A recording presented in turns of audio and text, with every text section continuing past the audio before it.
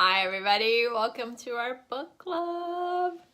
This month I read The Digital Minimalist by Cal Newport. Funny enough, he is a professor at GW in Washington, D.C. I love to run into him sometimes because this was a super interesting book to read.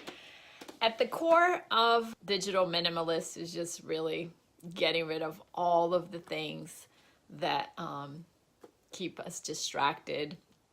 And I can only imagine how difficult that would be for most of us to just live in this world that he talks about. Lately, I just been thinking the more I read about how to be more productive, that at the core, what we're really asking for is just how to be less distracted. At the core of productivity is not having more tools, bigger tools, varied tools, tools there online, tools there on our desktop. The tool is just really how do we get rid of things so we can stay more focused on our work. So I know I do this for a living and I just feel like I woke up with that kind of epiphany. I was like, we don't need better tools. We already have all the tools that we need. We just need to go back to like 20 years ago when we didn't have a cell phone in our pocket, which is technically considered a gambling slot machine in this book. The research shows is that we are just as addicted to our phone as we are if we were gambling. Like every time we pull it out, it's like, what kind of notifications do we have? There are a lot of philosophical conversations in this book that were very interesting, and that was one of them. Like whether you agree with it or not is just a matter of personal view. I tend to believe that I am not as addicted to my phone as I probably am, but I can focus my work and I can limit the amount of time I spent on it. But I could definitely reduce the amount of time I spend on it altogether. So this morning, what I did was I basically deleted about 40 apps from my phone that I felt like, one, I could live without, or two, that were just there creating clutter. So at the very least, I streamlined my pages and I organized things in a way that just makes it a little bit easier to find. So in a sense, I took one very small action from the book. But anyway, I'm Chris Scrott with Organizing Maniacs, and we are a professional organizing company in the DC metro area, and we specialize in working with clients with brain-based challenges. So we work with people that have ADD, ADHD, OCD, and hoarding tendencies. And we bring all of those tools that we learn to how to work with distracted clients into our work, which tends to be something that is based on this book, helping everyone out there. So I also write a book report, very simple, streamlined kind of summary of the book every month, and that gets delivered to you in your inbox. If you like to sign up to receive that, there is a link somewhere along the way that you can stay in touch and get that in your mailbox. So I took a lot of notes about this book, so I hope it's okay. I wish I was one of those people that could remember everything, but I don't. So a couple of really interesting things from the book is that the constant distraction we live in is just really simulating addiction in our brains. We're spending a large portion of our day in what they called fragmented focus, and that can permanently reduce our capacity to concentrate. As I read that, I was like, oh, wow, that is exactly what's happened, right? Because we can't sit longer than a couple of minutes without being distracted by anything, whether it's our email notification or our phone notification. We're having a hard time sustaining long periods of concentration. And over the years, I think that it's getting worse. So at the core of what he's saying is if we reduce our digital distraction and become more of a minimalist, we can allow our brains more time to stay focused, which helps with concentration, which helps us be more productive. So in a nutshell, I really feel like what we're looking for is for attention management, not time management.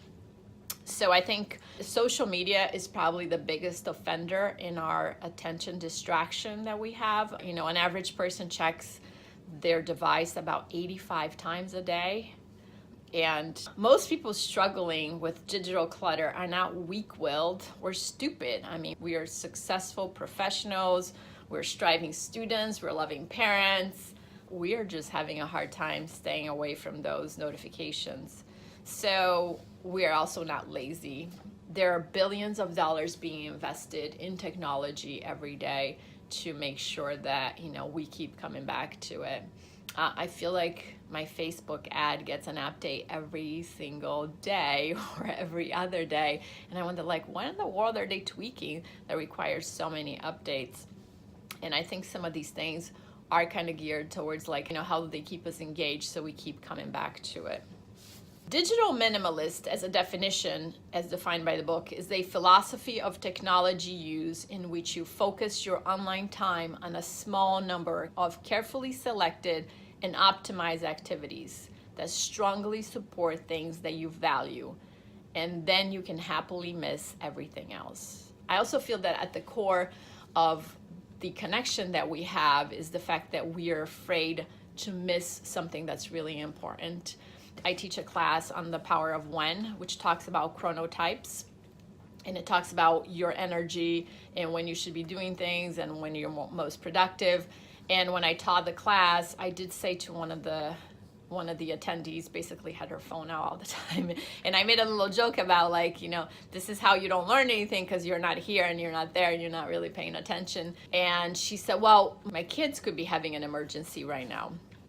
I said, yes, that is an excellent point, and that could be something that happened. But there was a time when we lived without being able to find people every second of the day, right? There was a time when, yes, there were emergencies, and we did wish we could find people faster, but we had to wait a few minutes. And I said to her, if you're absent from your kids for 35 to 40 minutes and there was an emergency in school, right? All of those people there are trained professionals that would be able to take some sort of action to take care of your child. So I feel like even in the extreme case of children emergencies and having to find people at the exact moment we need, there's a lot of things that are not as, they're not as dire as we make them out to be. And the likelihood of that happening is just really small, right? So what he's saying here is just really that if we are just very focused and deliberate about how we spend our time online, yes, we may miss things. And yes, sometimes you're going to feel like you missed out. But for the vast majority, it will allow you so much time to do other things that are really more important to you, that you value and appreciate. So some of the principles that he talks about in the book, I highly recommend this book. There were some really little nuances that it's just really hard to summarize in a 15-minute conversation. The premise of the book is to just get rid of your smartphone for 30 days, or at least everything that's not essential, and see how you deal with it. And then go back and implement some of the things that are important and essential. And so some of the advice he gives is that, first of all, clutter is costly, and we all know that. I think I speak to the cost of just, visual and actual clutter in our homes, and that goes with paying late bills or buying things more than once, or just the anxiety of having that stuff clutter our space. All of that is very costly to our finances, to our emotional state, to our visual state, to our space, to the zen and all of that. And he's basically saying the exact same thing happens with our smartphones and whatnot. So he's saying, put your phone aside for 30 days in which you take a break from optional technology. And optional technology would be anything that is not essential for you to do your work or to earn a living, or to do things that are actually relevant to your life, right? So social media is most likely not something relevant unless you are a social media manager, and then that would be relevant to you, but then you should use that like it is your work. And then he says, during those 30 days, explore and rediscover activities and behaviors that you find satisfying and meaningful. Which I thought that was kind of cool, because there was I'm going to give you a whole list of things that he talked about in that. And then he says at the end of the break, reintroduce the optimal technologies in your life, because you're starting with a blank slate, but be very diligent about what you reintroduce back, right? Are there some things that you didn't miss at all that you could live without? Like if you like social media, can you pick one instead of the top 5? Can you just commit to like having one thing instead of, Facebook, Instagram, Twitter, whatever else, Snapchat, whatever else people are doing these days? So the first step is to define what your technology rules are, right? So what are the things that are essential? What are the things that are optional? Maybe reading email is essential to you and you need to have that, but can you minimize the amount of time that you read your email? Can you minimize it to like reading it 3 times a day instead of once every 20 minutes? Are there certain apps that you can live without? Are there certain websites that you can live without? Do you have to have Netflix on your phone? Are video games included? That was a big discussion about whether video games were considered apps or part of technology, because as we all know, they have been here way before smartphones were around. Is television included in that, right? Because I think like we have stopped thinking of television as it is just because there's Hulu and Amazon Prime and Netflix and all kinds of other ways that we get television. And to be honest, I hardly ever watch it on my TV anymore. I watch it on my phone, or I watch it on my computer, or I watch it on my tablet, but that's still considered television. So step number 2, you take the official break. So don't think of the break as a detox, because and this was kind of like something that I learned from this book, because like detox is a short period of time when you just kind of cleanse yourself from something. And what he's saying is look at this as more like as a transformational experience, right? You're going to start fresh with no apps, and then you're going to add the things that are relevant to your life so you can change the way you think about your smartphone, not so you can just be completely clean for it for 30 days and then go back to binge apping, if there is such a thing, immediately after you get to, put that stuff back on your smartphone. He recommends you spend time with real people, right?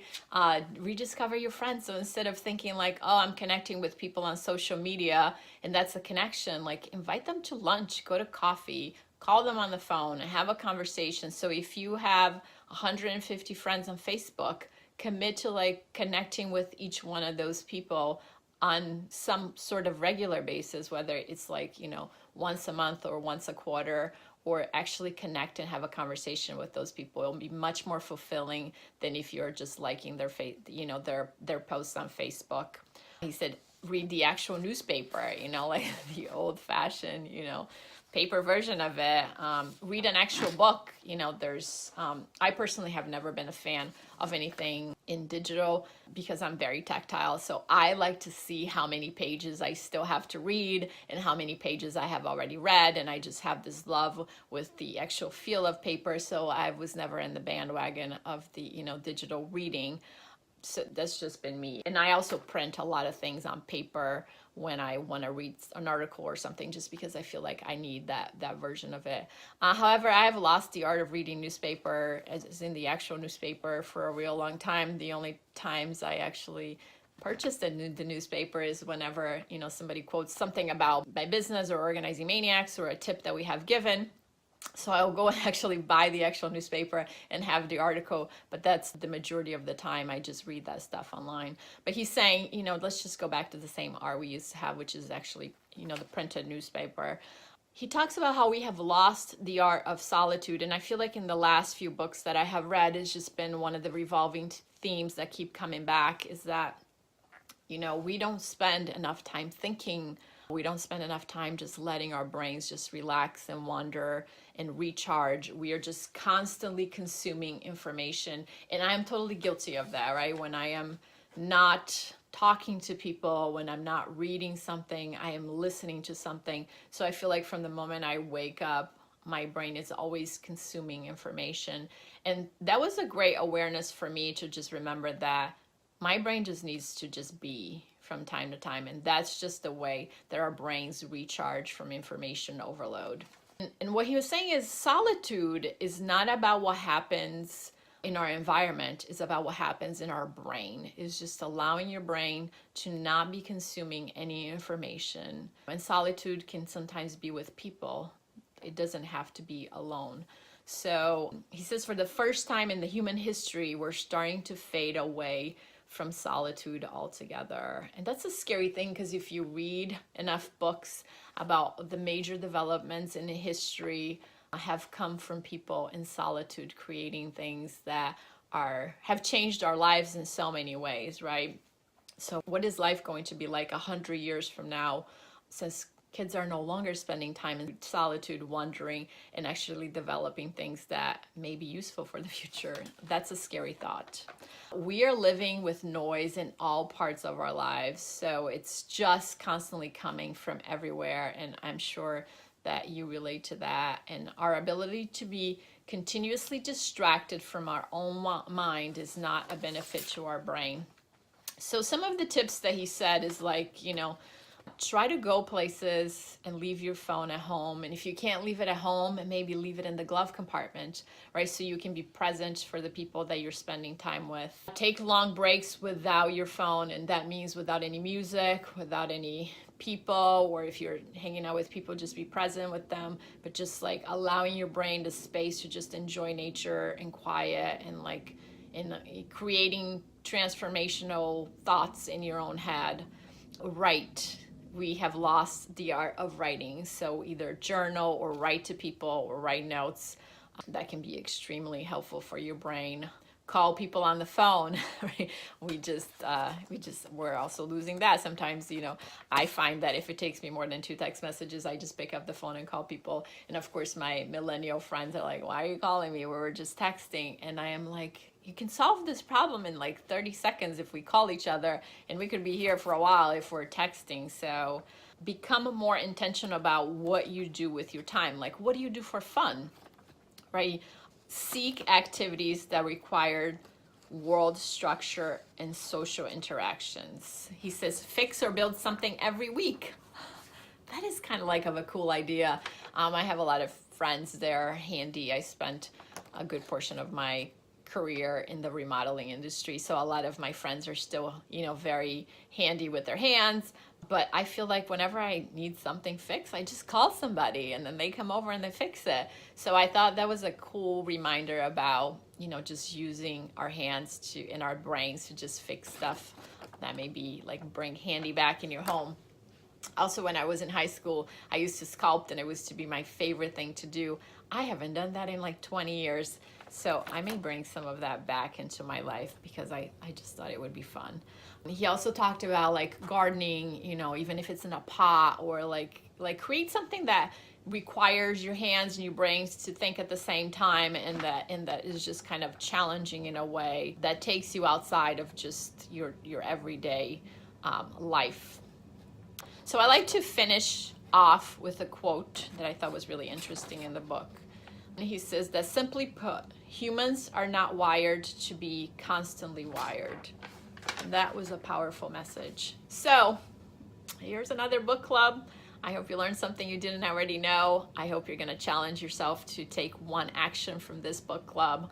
I'm Chris Scrott with Organizing Maniacs, and you can find us at organizingmaniacs.com. And I look forward to seeing you next month. Happy organizing. Bye.